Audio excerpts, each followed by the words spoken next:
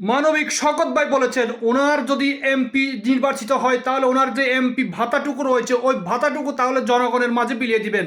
ওনার কথাগুলো শুনে যান প্রত্যেকে, কবিরহাট এবং বসুরহাটে যারা রয়েছেন প্রত্যেকে এই ভিডিওটা শেয়ার করে দিবেন যাতে করে প্রত্যেকটা মানুষের কাছে পৌঁছায়। শুনুন তার কথাগুলো। যে আপনারা যদি এই নোয়াখালী পাচ্ছে কোম্পানিগঞ্জ কবিরহাটে আমাকে একটিবার সুযোগ দেন, বাংলাদেশে 300 এমপি মহোদয়ের মধ্যে অন্তত অন্যতম আপনারা আমাকে বেছে নিতে পারবেন।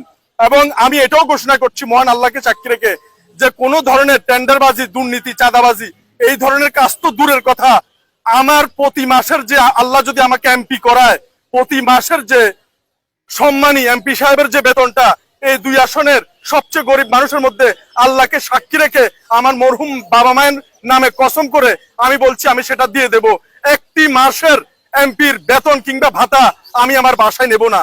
আমি আমার ঘর এখনো করিনি, যতদিন পর্যন্ত কবিরহাট কোম্পানিগঞ্জের কোনো মানুষ গৃহহীন থাকবে একজন এমপি হিসেবে আমি ঘর করব না।